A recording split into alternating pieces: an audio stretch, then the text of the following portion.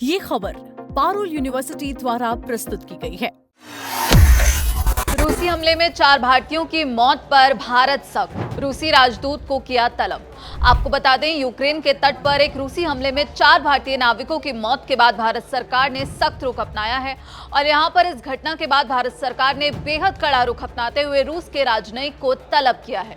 यहां पर भारतीय विदेश मंत्रालय की तरफ से एक बयान भी सामने आया है। विदेश मंत्रालय ने इस हमले की निंदा करते हुए कहा है कि भारत ऐसे हमलों की निंदा करता है और दोहराता है कि कमर्शियल शिपिंग को निशाना बनाना और निर्दोष आम नागरिकों यानी क्रूज सदस्यों की जान जोखिम में डालना या नेविगेशन और व्यापार की आजादी में बाधा डालना निंदनीय है और ऐसा नहीं किया जाना चाहिए।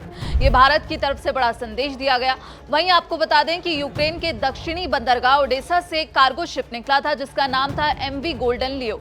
ये जहाज गिनी बिसाऊ के झंडे के साथ समंदर में सफर कर रहा था। यूक्रेनी नौसेना के मुताबिक जब ये जहाज रास्ते में था तभी रूसी सेना ने उस पर ताबड़तोड़ 3 क्रूज मिसाइलें दाग दी। हमला इतना भीषण था कि जहाज में तुरंत आग लग गई और वो समंदर के बीचों बीच धू धू कर जल उठा।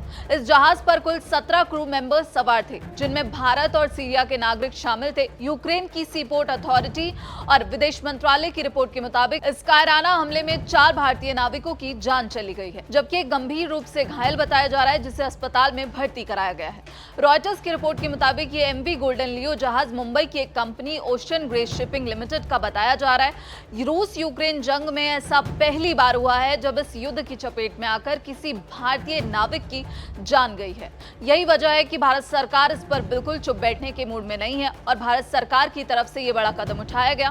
मंगलवार को भारत ने बिना वक्त गवाए दिल्ली में रूस के चार्ज डी अफेयर्स यानी रूसी राजनयिक प्रतिनिधि को तलब किया और साफ साफ शब्दों में अपना कड़ा विरोध दर्ज कराया। विदेश मंत्रालय की तरफ से जारी बयान में रूस का नाम लिए बिना बहुत सख्त संदेश दिया गया। भारत ने दो टूक कहा है कि जंग चाहे किसी की भी हो लेकिन कमर्शियल शिपिंग यानी कि व्यापारिक जहाजों को निशाना बनाना, निर्दोष नाविकों की जान खतरे में डालना और समंदर में नेविगेशन और व्यापार की आजादी में बाधा डालना पूरी तरह से निंदनीय है। इसे किसी भी कीमत पर बर्दाश्त नहीं किया जा सकता।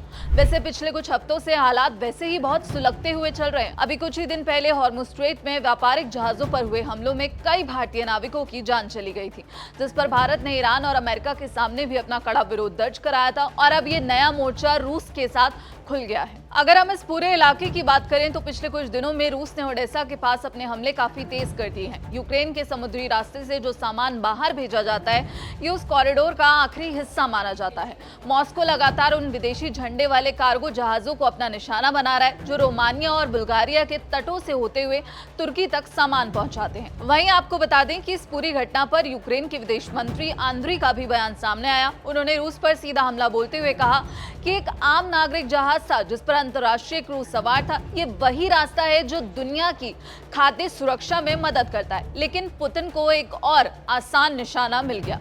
अब सवाल ये उठता है कि क्या समंदर में घूम रहे इन व्यापारिक जहाजों और नाविकों की सुरक्षा का कोई भरोसा नहीं बचा है? भारत सरकार ने रूस को कड़ा संदेश तो दिया है लेकिन क्या अंतर्राष्ट्रीय स्तर पर इन कमर्शियल रूट्स को सुरक्षित बनाने के लिए कोई ठोस कदम उठाया जाएगा? फिलहाल इस खबर में इतना ही। इस पूरी खबर पर आपकी क्या राय है? आप क्या कुछ सोचते हैं और जिस तरह से भारत ने यहां पर सख्त रुख अपनाया है उस पर आपकी क्या राय है? कमेंट सेक्शन में हमें जरूर बताइएगा। बाकी देश और दुनिया की ऐसी तमाम खबरों के लिए आप देखते रहिए दैनिक जागरण। नमस्कार।